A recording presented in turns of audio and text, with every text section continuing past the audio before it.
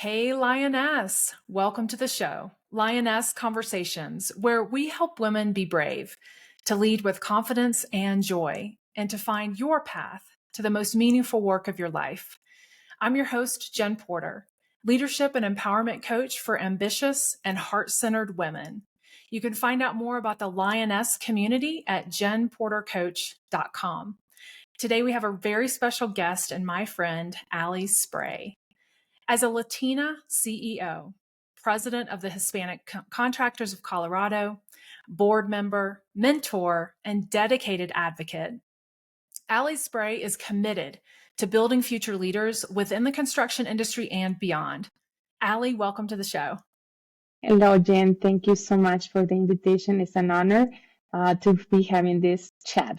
I'm so happy. I'm so happy for people to get to hear your story because it really is a phenomenal one. So for the listeners, Allie and I got connected probably 5 years ago, right when I moved to Denver, Colorado, and we sat beside each other at a conference and became friends ever since. And that's just who Allie is.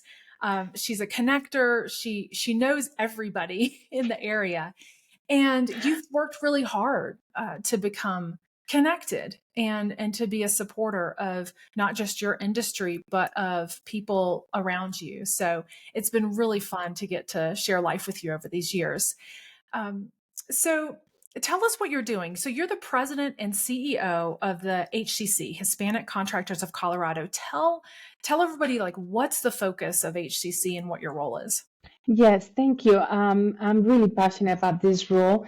It has been a year and 3 months on it, but I've been involved in the association for 20 plus years when I moved to Colorado, as a volunteer, as a committee member, as a board member, as a board chair for 2 years, and now the opportunity to lead the organization. HCC, as we know it in the short, was founded in 1990 by 10 or 11 Hispanic business owners in construction.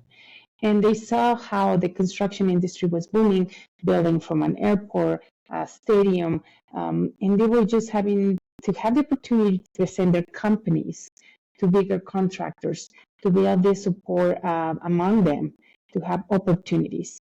So in collaboration with the City and County of Denver, create an ordinance to give opportunities to what we call diverse businesses, minority, women-owned, veteran-owned small businesses, to have the opportunity to compete for projects and be positioned to grow, because at the end they just want to provide for their family, grow a company, create generational wealth for them and their family. So that was the pillar of the organization, and it continues 35 years later. So we advocate, we support, we connect, we represent what we call the diverse businesses, minority, woman, veteran, and small business in the construction industry and the design, not because it's the right thing to do, it's because we're supporting local. We're growing our local talent. We're growing our local economy. So it's combining the passion of construction and supporting hardworking people that they just decide, I'm going to work for myself. I'm going to be my own boss.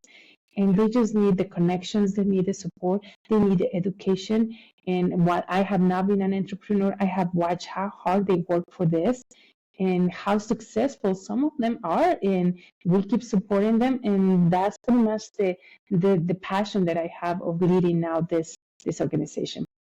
Well, they are very lucky to have you leading this organization. And you're one of those really hardworking leaders. And, I'm imagining, years ago when you were growing up, you probably didn't see yourself as the president and CEO of an organization in the construction industry. Nope, not at all. I didn't even see myself in a different country, So you grew up in Mexico.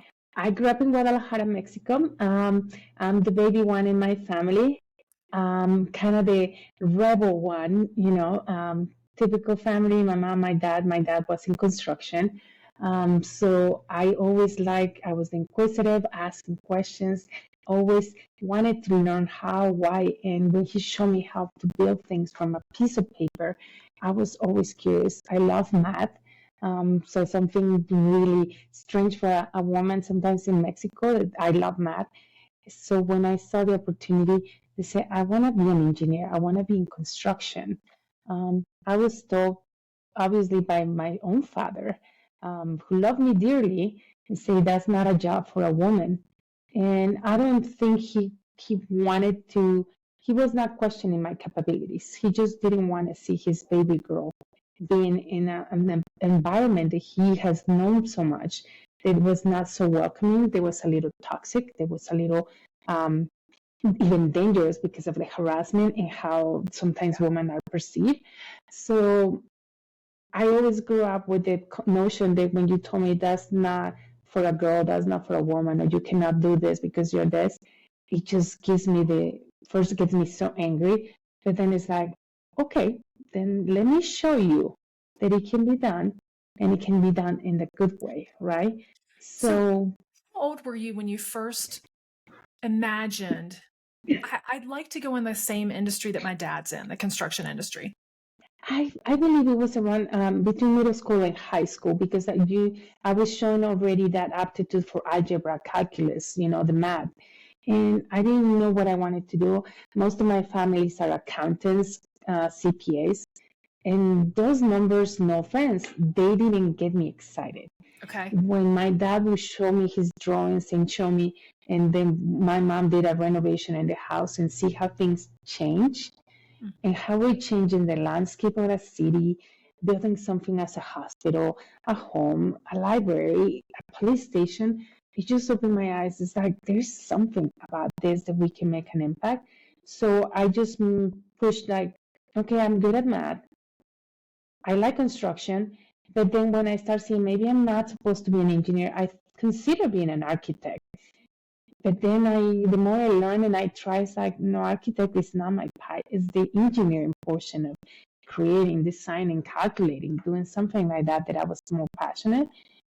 It hurt me when my dad told me that's a job, not a job for a woman. And I enrolled in a different major, industrial engineering, for, I would say, a couple months. I told my mom I'm changing my major, and she said, you're the one that was going to tell your dad. So I broke the news to him, and he's like, I can tell you don't do it, but that's not your personality. The more I tell you don't do it, the more you're going to do it. So he knew that you had that that spirit inside of you to press into what you really wanted to do. So you changed your major in college within the first couple months? Yes, couple months. You moved into engineering. For civil engineering, yes. I remember this story because you've told me this before. But what happened when you went into your first engineering, 101 class? So we have the core classes, so the math and everything, and you'll be in a room with many students going into the core classes. Then we start having more classes directed or more specific to construction. So civil engineers. So one of them was surveying class. And I remember the class was around 40 students. There was me and another student, another female student. And the teacher looked at me and said, what are you doing in this classroom? And I say, I want to be, well, this is surveying 101. I have to take it for my credits. He's like, no, I mean, why you're trying to be an engineer? Why you want this career? You should be preparing yourself to be a wife, to learn how to cook, how to sew, how to be a typical housewife, right? And it was interesting because nobody said anything. And I was like, well, I don't like cooking. I don't like sewing. So I'm going to stick to engineering. So I will stay here in this class. He didn't take it that funny. Okay. During 6 months that I was that class, going in the field and doing our training, he always was after me. How you calculate this? How you do this? He was really hard on me. Sometimes even pointing the things that I was not doing right. Interesting enough, that teacher or that professor, when I graduated, came and congratulated me and say, I was hard on you because I needed to teach you how this industry is about. But I want to say, I wish you would have been more of a mentor to help me not to wanted me to quit. But I never have a female professor. I never have a female mentor. I was the only woman in a class of 24 men graduating civil engineering. And it was it was hard because sometimes, the emotional things sometimes that we go as women, I could not relate. And the guys would see like, don't be emotional. You want this, so be one of us, right? So I had to learn to be one of them, sometimes hiding some emotions, sometimes just trying to fit with them, and just trying to keep up with that. So I think that was the drive of, just because somebody didn't show me or support me, I don't have to go with the mentalities like, I did it, so you can do it too.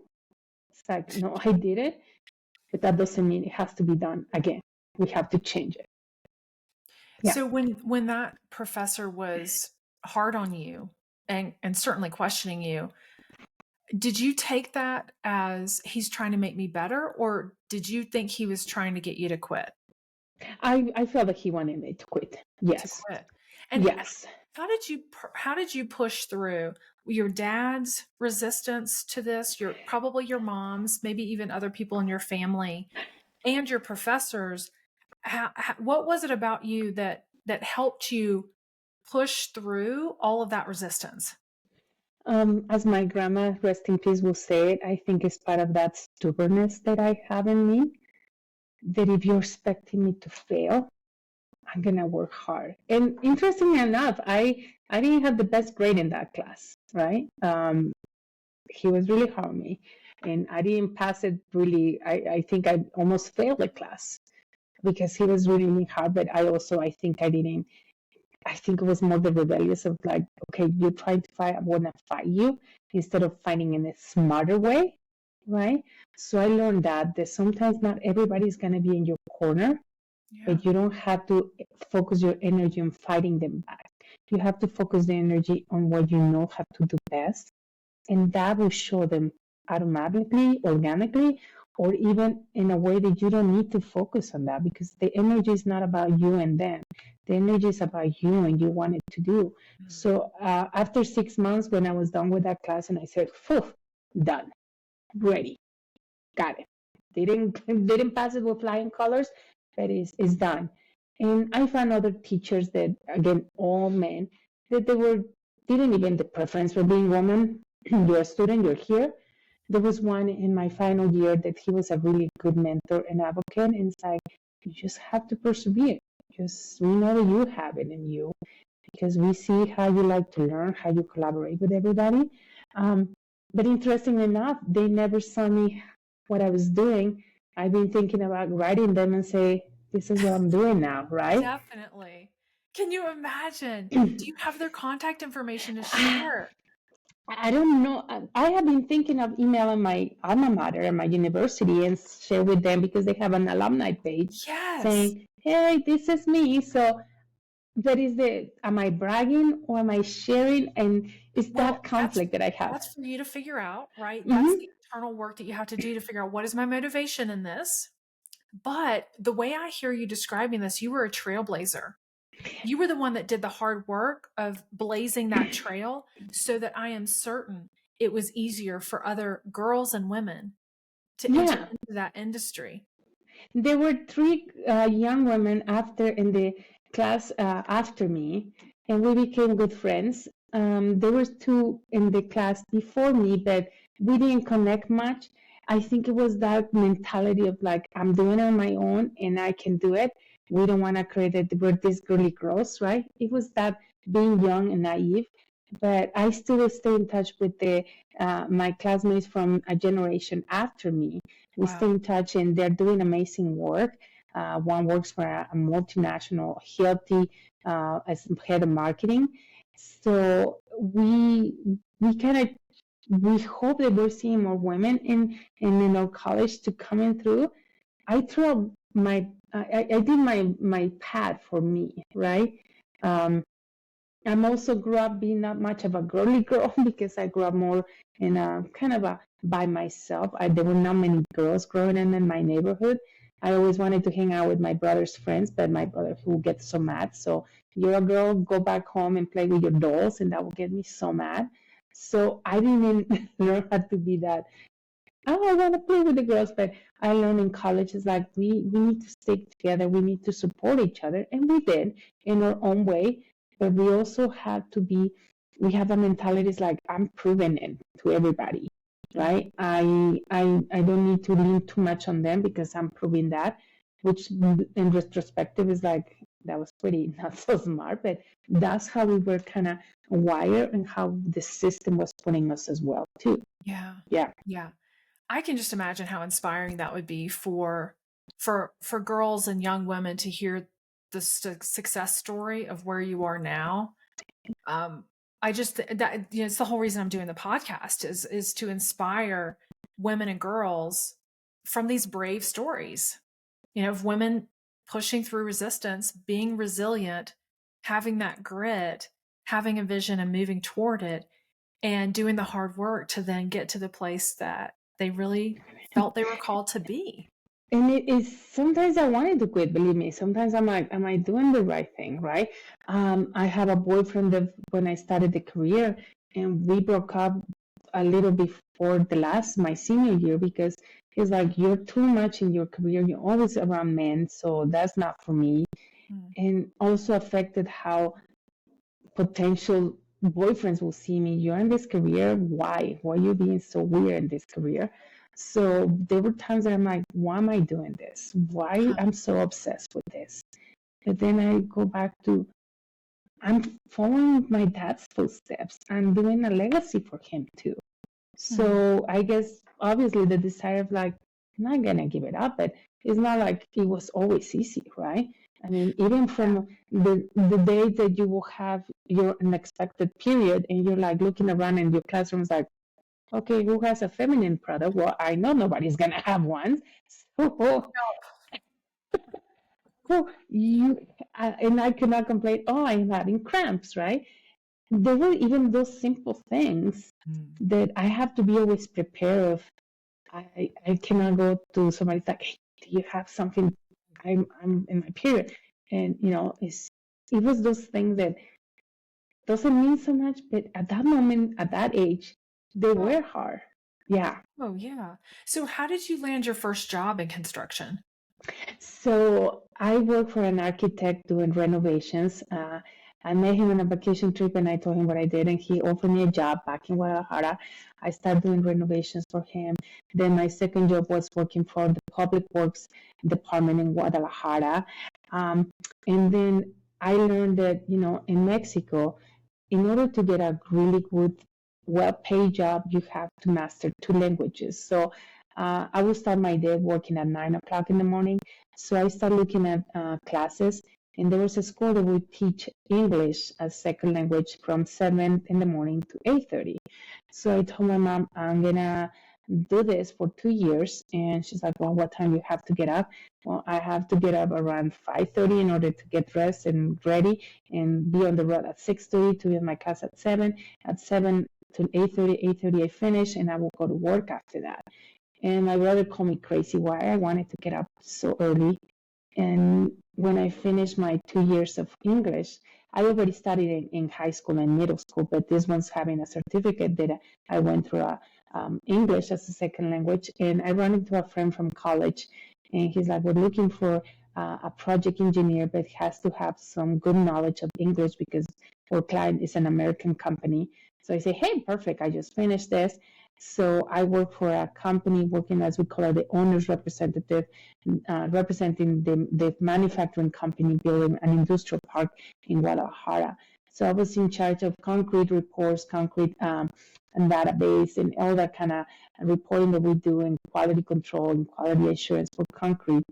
And that was a big exposure for me to seeing construction. I met a foreman, a superintendent, a woman that she was leading a crew of welders for structural steel. And I was so in awe for her because she would come, nothing, no makeup, no anything, her books, her construction gear. But every time she would walk in the room and start talking about the issues her team was having, everybody would respect her and listen to her. And she's like, you just have to be tough, but professional and recognize the value of everybody in the team, right? And I was just impressed because it was the first time seeing another woman in a job site. And she says, it's not easy. Sometimes they call you names, and in Mexico, there's not much of a sexual harassment complaint or anything. I will be walking in the job sites with my gear, and the men will say things to me. They will be whistling at me until one day I have to yell at them and even cursing at them and say, if you don't respect me, I will go to your supervisors and get you out of this job. And because the client was an American company, they have that protection. So since that, I was so scared. I was shaking when I was yelling at them because I walked by the crew and they start saying things to me. And I turn around and I'm like, I have to put a stop. So that was one of the most scariest, but more satisfying things to tell them, I'm here to work as you are. I deserve respect, and you're gonna give me that respect. If you don't, I'm going to your supervisor and I'm gonna put that complaint. But it was scary because you don't know what they will do after that, right? But that female superintendent from the steel company, she showed me, you have to put them in their place or you don't earn that respect. So there has been a lot of things that I was like, and I stopped wearing makeup because it's like I cannot wear makeup in a job site. I don't want to draw attentions. I will wear big pants. I will wear big shirts in order for me not to draw that attention. Try to lose that little femininity because it's like I don't want to look to women, right? And that's a hard thing to say. I don't want to look like a woman. It's a self-protective measure. Yeah. So when you were in those jobs, were you feeling like this is it? I love what I'm doing. Oh yeah. You did.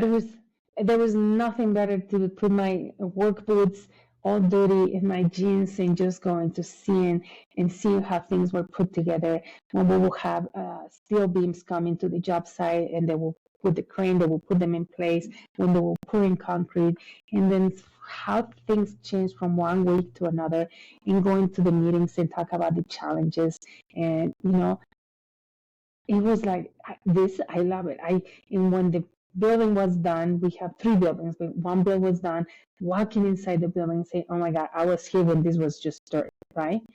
And it was just funny because my friends, sometimes my female friends, would be like, "Why you like it? You're exposed to the element. You're getting sunburned. You're getting your face so dirty because of the dirt." And I'm like, I don't care. It's just fun. It's just amazing what we can do as a team, as a vision, as what this is gonna become. So that fire has never stopped. I love going to job sites and seeing what we do. And how did you get to the US? So working for that company, the client was an American company. The project manager for that company, it was my soon-to-be husband, and we met there. We started dating, and he's a Colorado boy. He's from Michigan. They moved to Colorado, and he said, "I'm moving. Would you like to move with me?" But being from a good Catholic household, there was not much of the concept of you just move in. So we decided to get married. We got married in Mexico. We moved here to Colorado in October 1999. Great men, love it to pieces. Since then, we have been now separated, divorced for now 10 years, different circumstances, but he was the one that I told people, blame him or say thank you. They took the Guadalajara girl to Colorado. Yes. Wow. And so how did you navigate being in the new country and finding your next job? It's interesting because I have never been really outside the country. I visited states around Mexico, but this was my first adventure being away from my family. And it felt so exciting. And oh my God, I'm here by myself. The first 2 weeks is exciting and it's so great. Then it hits you like a brick of walls. You don't have your family. You don't have your friends. You don't have your own car. I left even my dog with my mom. I didn't have anything that I could call. I mean, my clothes, my everything. But I will know that, and this was before the big internet, phones, and everything. I would call my mom once a week with a calling card, watching the minutes to see how everybody was doing, and knowing that my family was getting together at my grandma's house, that everybody how dare they move and start making their life without me? They were surviving without me. It was really hard. It was, I'm like, did I make the right choice? Right? When you move as an adult to a new country, it's harder to make friends because I didn't have my friends from high school, college. They were back home. I was not in a sorority. I was not in clubs in college because they were back home. So coming here without any what we call social capital, it was just my husband and his friends, which they were really great people, but I didn't feel connected to them. They welcomed me. So we live in an apartment in Longmont for a couple months, then in Boulder. I was afraid of leaving my house because I was afraid of getting lost. I was afraid of not finding my way. I was afraid of speaking in English, even though I knew the language. Yeah. And I felt really lonely not having my family. And, you know, the Latino culture, we're a really tight community. I was struggling, trying to find my village here. Yeah. So how did you break out of that? How did I break on that? Well, it was interesting because, you know, it's one of those aha moments. I was cooking because I didn't have a job then. So I am cooking. So I should write to my teacher, well, now I'm learning to cook. I guess that's what you wanted. Not that I like it, but I have to do something to help the household. One time, and we were going through a green card and work permit process. I get both within 6 months, and I have a visa to come here and stay for 6 months until my paperwork. So it came, and that's when I got that green card. And I say, well, I have two choices. I can embrace this opportunity and make the best out of it, or I can keep living in why or what if and what is everybody doing back home and keep thinking in the past and be miserable and make everybody around miserable. So I'm like, let's make the best out of it, right? I have a job for a year and a half as a translator in a manufacturing company, helping translate the work process in Spanish because the labor force was mostly Hispanic. The company closed, and that was the push of, okay, go back to construction. This is what you like. I applied, I would say 40 to 50 applications in my resume to companies. Wow. Oh, yeah. I was like, I want a job. And nobody will call me back. So one time I pick up the phone and I call a company, like, I sent my resume, I want to know what's going on. And the response like, well, first, you're overqualified for the job that we're posting. Second, your degree, you know, you're a civil engineer, but being a civil engineer in the United States is completely different. So your credits might not transfer automatically. So either you have to go back to school or you have to shadow an engineer or you have to do something. And again, the internet wasn't what it was now. So I couldn't email my school, say, transfer the credits and translate them and everything. And we didn't have the financial means to make it back to school. So I said, you know what? Okay, I get it. Start from zero. You call your parents and say, you remember those 4 years and 1 year, my dissertation and my thesis to get my professional engineer license, to say, remember those 4 or 5 years? Well, they don't count here, so I'm starting from zero, right? It was really hard to tell your parents all the money they invested. It's like, oh, okay. But my parents both were like, there's no job that is degrading.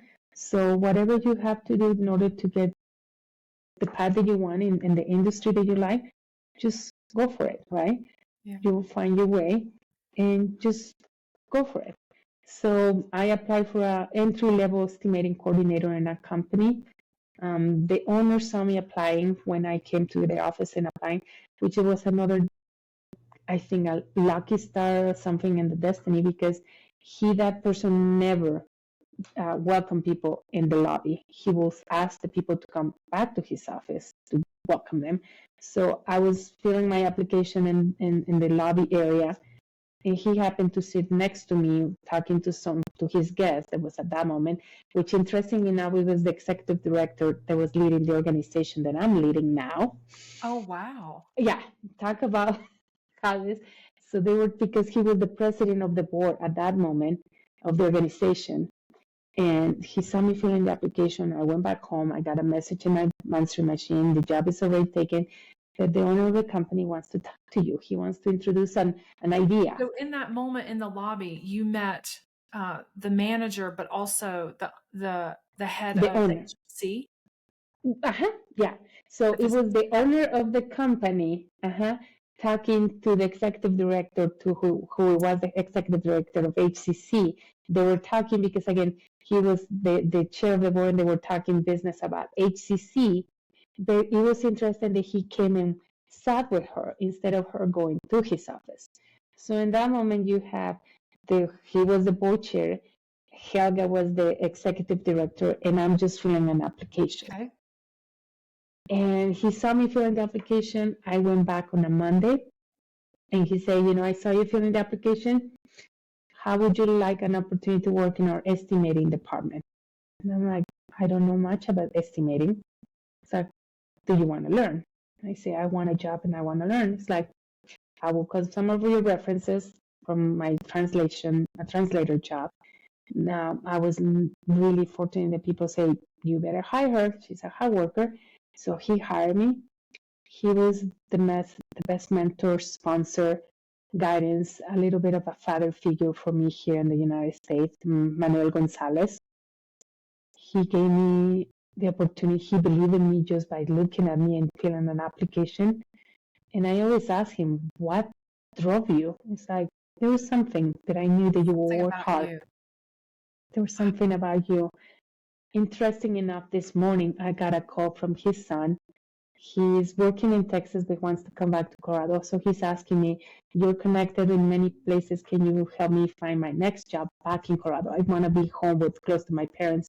So I'm working and paying it back to him to help his son. Yeah. So let's talk about him. So Manuel Gonzalez, right? Yes, Manuel Gonzalez. So what role did he play over the course of a couple decades? I worked for his company for 17 years. He was the person I would trust, the person I would go at right away. If I have an idea, I will go to him. I want this manual. And he will be like, why?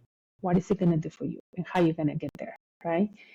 Sometimes he will help me and give me that mental or emotional, okay, lady, you are going too far, come back. He will grab me down. He will be that sponsor too, because he will say, okay, I'm going to put my hand on fire for you. I'm going to give you this opportunity. So I'm expecting you're going to do great, right? And if you don't, tell me what you learn about it. So when I got involved in HCC, working in his company, I told him, I'm going to get involved as a volunteer. Go for it. One day I told him, I'm going to become a board member. And he's like, why you want it and how you going to get there, right? And one day I came and tell, I'm going to be the president of the board. And he's like, okay, how are you going to get there? And everybody knew, there was even the joke, right? In the company AMI Mechanical, Ali, we need to ask something to Manuel, but you go and see if he's in a good mood, because if he's not in a good mood, we're not going to ask it, right? He, like I said, he was a really a father figure, a support, a mentor, a guidance. Like I say, sometimes that reasoning sometimes for me is like, it's not happening now, but that doesn't mean that doesn't happen ever. But maybe you're not ready there. He will have also those tough conversations. He will be the one I will listen to. He was instrumental in my growth. I'm noticing the juxtaposition of the teacher that you had in college who was hard on you and was trying to get you to quit. And you said to him at graduation, you should have been a mentor, not a critic. Mm-hmm. And now there's somebody that enters your life who is an advocate and a mentor, and someone that opens doors for you, someone who believed in you. Oh, yeah. And it seems like it helped you fly and soar. It helped me fly, soar. He gave me, after being an estimator, he's like, I want you to do marketing. And I'm like, I don't know marketing. It's like, you will learn. Okay. And then I asked him, I want to do business development. He's like, you do it, right? And he will always compensate my work really, really well. And when it was the opportunity for me to find something different outside, after 17 years was scary. But he was really wise and told me, I can keep throwing money at you, but it's not about the money. It's about what you want to do and what you need to do. And here you can come back anytime. But I think it's time for you to fly. Wow. Yeah. And that felt like a second divorce, to be honest. Did it really? Yeah, because for 17 years you will have the same commute, go to your office, you know your people and everything, and starting a new company, a different commute, a different office, different people, you feel again like I lost something, right? I told my mom I don't like change, but my mom is like, for somebody who doesn't like change, you left your country, you left a comfortable job, and you just keep changing. So I don't know, you don't like change, but or you are afraid of change, but you still go for it. So I don't know. Well, change is not easy, but it's as if you understand that the change is required in order for you to get to the next level of where you really want to be. Changes is us stepping out of that comfort zone is really where the growth happens. Yeah. Sometimes the scarier the change, the bigger growth, right? Sometimes the change is not always seen as positive. Yeah. But it provides you that you step out of that box, right? And I did presentation and I told people, when you step out of that comfort zone, when you become more confident, that's little side effects, right? Your wings expand. Your box that everybody's trying to fit you in, you don't fit in that one. You look at things differently. Sometimes leadership can be lonely. Sometimes people will take you as a little too cocky. That's why I say, just be mindful of the side effects, right? You're going to experience all this stuff. Yeah. It is not a bad thing, but it's not always easy. And I say the change doesn't have to be too radical. Sometimes it's just a little outside of that comfort zone to challenge yourself, to remember what you're made of, to remember where you're coming from, to remember those people that are believing in you, right? And to amuse those that don't believe in you too. Say more about that. What do you mean? It's we tend to say thank you to people that support me, thank you to the people that believe in me. I have learned that sometimes my journey has been more because of the people that don't believe in me. They're the ones that she's not gonna make it, or she's overqualified, or she's overrated. Because I have heard that you're overrated. So I thank those ones, because they're the ones that it's like you call it. They put the fire under my chair, or what we say, hold my beer and watch me do it. Wow. So it's those critics or non-believers that I say, for those don't believe in me, just watch me. Just watch me. Yeah, there's a part of you that really wants to prove yourself, or it's like you get energy and fuel from the negative, the unbelief, and then you push through that. That's remarkable. I don't think I've ever thanked anybody who was against me. I mean, I don't go my way to go and say thank you, but I think I use it.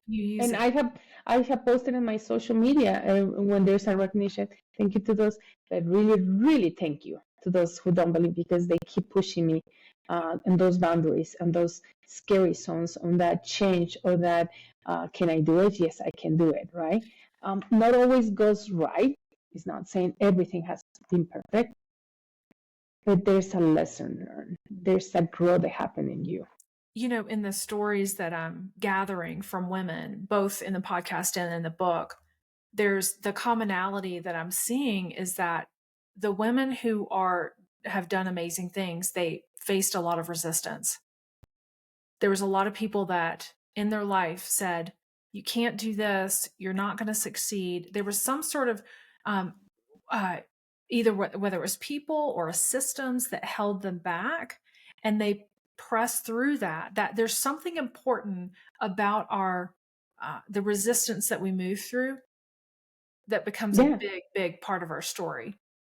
Well, in fact, for me, we need the resistance. It's needed. It's needed, the resistance, because even when I was on a board, I told my board, if everybody agrees with me, this is not even interesting, right?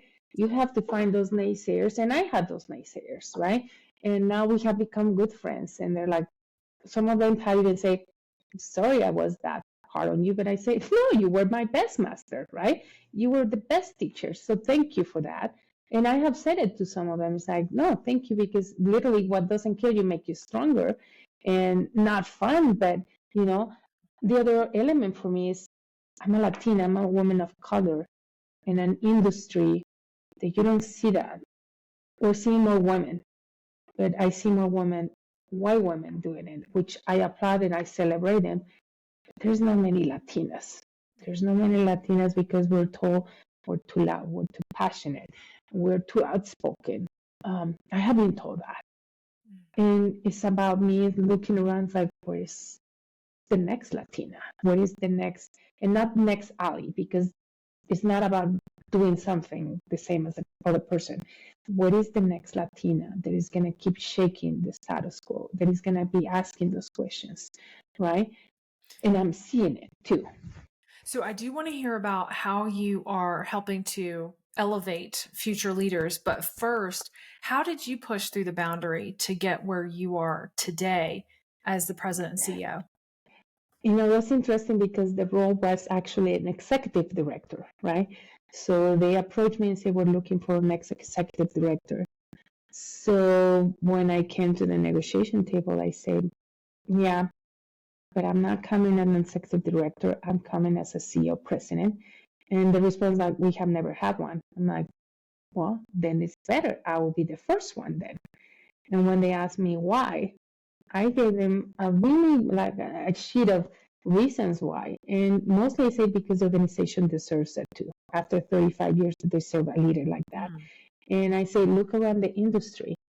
All the roles in executive trade associations in construction, some of them held by men, most of them by men, they have the CEO president role. And I say, so if you want me to come in a room and have my voice be heard, the title matters, right?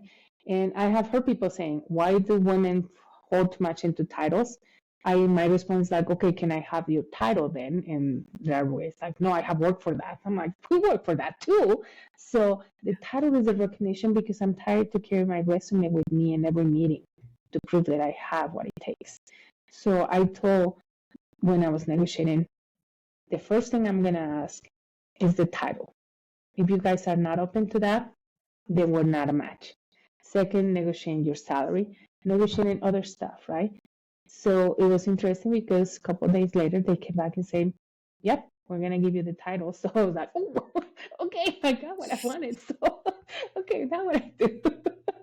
So what gave you the confidence to ask for those things, the title, the benefits, the compensation? There were several things that you negotiated. Because it was interesting. I think they didn't feel the person that was doing the negotiation when I asked him, why should I want this role? I have a job in a corporate doing work, doing good. And he gave me 5 reasons. First, you know this industry better than anybody. You have been around for many years in this industry and in the association too. You have held different roles in the association, so you know this. You're passionate about our industry. You're passionate about women, supporting women, minority businesses. That's what gives you. And the last and most compelling reason is that whoever we hire, you're not going to be happy with it. So just spare yourself the anger and just take the job. Well, you had proven yourself over. I've proven myself because all the things like your name is well respected. People know who you are. You have proven that you're true to what you say and what you do. You have to be an advocate for diverse companies and not just diverse entrepreneurs, but also for diverse workforce. We want more women. We want more women of color. We want more people of color in roles in manager position and supervising roles. So I have built this brand on me that is true and authentic. It took 20 years to do that. And it came organically. It's not like like you say, I went to school and say, one day I'm going to be the president of an organization advocating for more inclusion and equity. It just came organically. What I was doing, what I was saying, how I was acting, everything aligned. So people knew this and connecting opportunities. So they said, you bring this. So when they say, yes, I bring this and I bring a little more, let me remind you other stuff. But by the way, bringing all this package comes with this title because I know my male counterparts, they come with that, that argument. So why I'm not going to advocate for me in that same argument and say, I'm coming this. Yeah.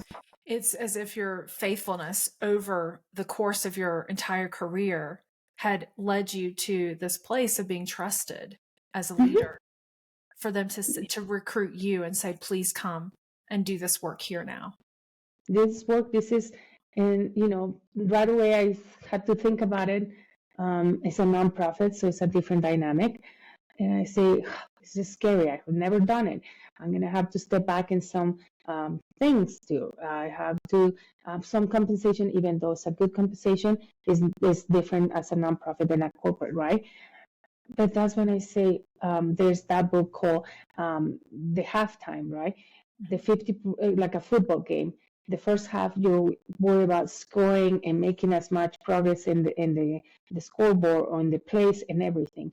And then you go in the halftime and you have to think, what is the next half of your game going to look like? So it's this book about we have our accolades, we have our reputation, we have all that we have achieved. And then halftime, now when you're looking at your next halftime of the game, it's about giving it back. It's about making that impact. It's about leaving a legacy. So with all these gifts, with all these opportunities, with all these opportunities that I bring with me, how I can make that and that impact, right? How if I'm run by a bus next morning, and if my spirit is leaving my body, I will look back and I say, she did something. She make an impact, right? I want to share with the listeners what you're referring to, because I'm very familiar with Halftime and the Halftime Institute. I believe that the author is Bob Buford. Does that sound right? I think so. Yeah. And it's this concept that the first half of our lives and our careers are spent trying to prove ourselves, trying to get the title and the compensation and, prove our value. It's a lot about ego. Richard Rohr talks about this concept too, like first half of life, second half of life. And then not everybody, but it's not age dependent, but there are times where we can wake up. We can wake up to a new way of seeing life, and we lay our ego down for the most part, and we look more at this legacy. What do we want? What's the impact that we want to have with our lives? How do we want to make the world better because of our existence in it? How do we want to help others? And that's what you're living in, is impact and legacy, helping to elevate others. So what are you most passionate about when it comes to helping others? That legacy for me, I have two kids, right? My young daughter, Nicole, she's a 20-year-old. My son, Alexander, is for them to see as Latinos that we have a place in this country. For her, she might not pursue construction, but for her to know that my mom was breaking the ground for more women to have that voice. I'm passionate for more Latinas, more women of color, to explore those STEM careers, science, technology, engineering, math. And because I see it in middle school as a young woman, that you feel like you're so good at math, you feel like I cannot be good at math because the boys will not like me or they will think I'm a nerd.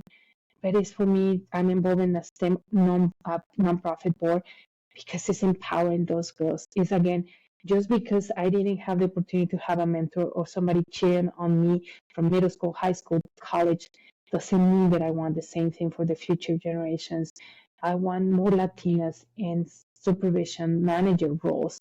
I want to see more Latinos following the potential of, we are a lot of Latinos in construction, and it's good to have them in all levels of capacity. It's the representation. It's just to say, we are here as a population, we're here as contributing.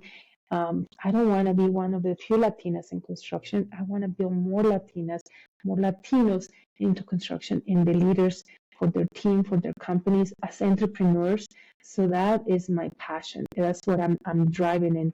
Today, I say to people, I have the dream job, is combining my how and my why together in that little spot. And I know I'm fortunate to have that. I'm blessed to have that opportunity, because not everybody gets to do that. Incredible. What an incredible journey that you've been on. So what's next for you? What's your future vision of what could be? When I was president of the board, or chair of the board, and I was finishing my term, we created a women in leadership group within HCC. Companies have women resource group, but we sell for small businesses. They don't have the capacity. So we created a woman in leadership, and that group is growing and hosting events and giving back. We have an event and we host 100+ people and talk about mentorship, sponsorship. So that is my baby number one. I'm proud, and now seeing the co-chairs leading that committee, they lead it for 2 years, and when they start to when they end, they're different. They're different leaders. They're confident. They're strong women, and I just love watching every co-chair coming into that experience. So that's baby one, and I know already has the legs and moving along. The next baby is creating this another committee, another group of young Latino professionals in construction. There's a lot of groups called young professionals in different organizations, but I don't see many focus in Latinos. And we have our culture, we have our heritage, we have how we show up at work, how we were raised and influence how we show up as leaders. So I'm going to create, along with other people in the organization, young leaders, that they will help me put a face and arms and legs to this baby to create a legacy that the founders of this organization envision, not only as entrepreneurs, but give opportunity to people, because some of these are first generations. Some of them, they're managers that their parents have not been in that position. Some of them, they just need a sponsor to believe in them. Some of them, they just need to be in the right room. Some of them, they just need a voice to represent them. So it's creating that community, that group of professionals to grow my Latinos, and they will pay it forward. They will continue to grow and bring more Latinos because it's about paying it forward. You will do it. What do you imagine the impact will be? Oh, because when people tell me I want to grow more Latinos, but I don't know where they are, here it is. Here's your talent pool. And for them to come and negotiate not always a check, negotiate benefit, negotiate continued education, negotiate a title, to feel confident to say, I know what I know, and I'm proud of my heritage and my culture, and the way my grandma raised me of don't brag about your accomplishments, stay quiet, don't make trouble. That doesn't fly in this environment. We have to make the noise, the good noise, and advocate for others. And again, the pay it forward is the key. And who else do you need to come alongside you with this vision to make it come to fruition? Well, we call it the old guard of all the older board members, some of them Hispanic, right? Some of the naysayers that I have that I'm going to bring back and say, okay, put your money where your mouth is and help me. And we're going to do this. It's going to be between a combination of young professionals that I know who they are and they want that. It's a combination of more seasoned professionals that are asking me what we need to do. Is bringing them together. And it's a collaboration. It's not a me project. It's a collaboration. But again, it's those ones saying, where are they? Managers from companies. Here they are. How are you going to help them have a mentor? How they will have a sponsor?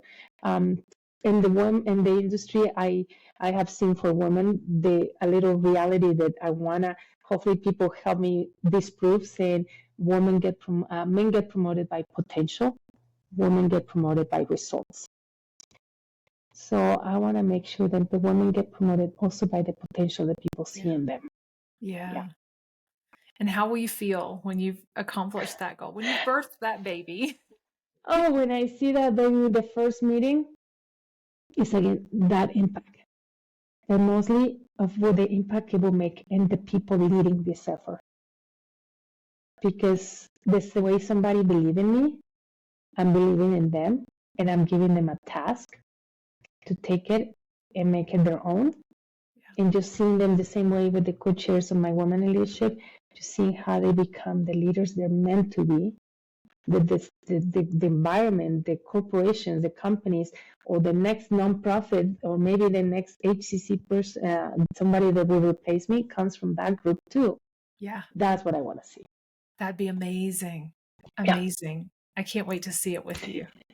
I'm excited.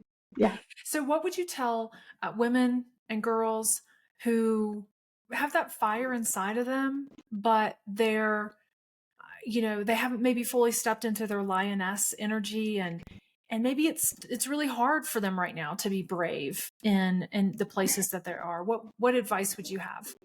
Well, it's always about the confidence, right? When people told me, well, you're confident because you have been here 20 years.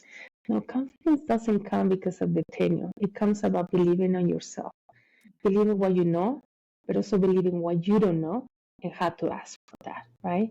You don't have all the answers, but knowing that you come in with that perspective, I don't know, but I need to ask. It's also be brave to ask for that mentor, for that sponsor. I need you to help me. I want you to represent my voice in there, right? And for some of them, you will see the company is not providing it. So you will have to make that evaluation. Do you want to stay in that company that even when you ask, they don't do it? Or you have to make the hard decision of, I need to explore and find something that will provide that value to me. Because it can be deflating being hitting your head against the wall over and over and it only hurt you, right? Imposter syndrome is real. I acknowledge but I really don't like that term because it's another layer or another weight that we put on women saying now you might have imposter syndrome. And I also tell people it's because we have it's a side effect of the notion of fake it until you make it, right? Don't fake it. Because when you feel like I'm going to fake it, when you make it, you're always questioning, did I make it because I fake it or because it's me? So that's what the imposter syndrome comes for me. Yeah. So there's a great book I read, Michelle Poller. She says, believe it until you become it when you're addressing your fears. Yes. And just believe what what you offer to a company. You have something to offer, no matter your age, no matter your tenure in an industry, you have something to offer. And sometimes the no's are the blessing because it opens the opportunities to how am I going to do it. And the other thing is, Emmanuel, my mentor, always told me, Ali, you can have all the ideas, but I have 100 employees with 100 ideas. I need ideas that help the business stay open as a business, the business that help people have a job. So if you have an idea, how that is going to make a business case for you, for your company, for your own business, because at the end you have to make money. You have to be profitable in order to provide for other people. So your ideas are great. Just tailor them of how it makes your team, your organization, yourself also that stronger. Yeah, they have to be ideas that can be integrated into the business. I was thinking about what you said about asking for a mentor. And I'm thinking, well, someone would have to believe in themselves in order to ask for the help. Because otherwise, why would it matter? Right. So I think it takes confidence, and it is brave to ask for the things that we need along our journey. Yeah. Those are the brave steps. And then we can't control the outcome, but we can ask. We can, connect with people that can help us on our path. The hardest thing is to ask because you're afraid of the no's, right? But I always tell my kids, ask. What's the worst that can happen? They tell you no, at least you have an answer. What's the best that can happen? They say, oh, yes, thank you for asking, right? But at the same time, be intentional. I say, find your mentors, but pre-qualify your sponsors, right? You have to find that mentor that the mentor is kind of relatively not so hard. They tell you what to do, how to do it, and everything. The sponsor is the hard one because it's the one you're saying, put my name in there. Put your hand, believe in me, and put your name behind my name. And that's also a challenging one. It's a scary one for a sponsor too, right? But you have to, that's what I say, pre-qualify your sponsor. See if they have done it for somebody else. See what rooms are they in. See what connections they have. See what opportunities, because not everything aligns, and it's like a dating. There's no chemistry, and that's okay. That's right. But you have to find that mentor, because believe me, the mentors get so much also from the mentees. It's a two-way, and they feel like, oh, they're giving their time, but they're learning from you. They're learning a different perspective. If it's a smart mentor, they will learn different things. So it's a relationship that both end winning, and the sponsor too, because they see that person and it's an advocate, and you feel like you're making an impact. So it's scary, but nobody's going to make it for you. Nobody's going to come and say, I want to mentor you. Sometimes they will. Sometimes they just say, because they don't want to make the assumption that you need to be mentored. Right. But you have to ask and be prepared. If they say no, and say, thank you very much. I appreciate you considering, and you move on. Move on. Yeah. Move on. Such good words of wisdom. Well, you are making an impact. I Thank love you. watching everything that you're doing, and I'm cheering you on. I can't wait for your next baby to be Well, and see I it. want to congratulate you because you have been brave too. We have been in this journey. Also, you have kept me up to date on what has been your journey. And sometimes it's like we pause, you take a right turn, a left turn, but you also been brave because you're taking and saying maybe that's not what I needed to go. So I'm refocusing. So kudos to you. Thank you. Applaud you. I admire you because telling it's not easy to tell story, but it's hard to say no to you. But it's also your story that is inspiring, right? And we all You have stories, but you're giving us the outlet to share our stories. So thank you. Thank you. And you have encouraged me to keep my story involved, and that, the story is coming both on the podcast and in the book. So, and Wonderful. what I do is, it is so deeply meaningful. It's so impactful. And it is an honor and a joy to get to do this work every day. Like you, I pinch myself that I get to do this work. And so for those of you that want to learn more about the work inside the Lioness community, go to jenportercoach.com. You can learn more about the group and the one-on-one experiences and just what it is to be brave together, because the collective bravery, it gives us strength and energy to keep going on those really hard days or in those hard seasons. So, Allie, thank you for your time. Thank you so much. And until the next episode, the lioness in me sees the lioness in you.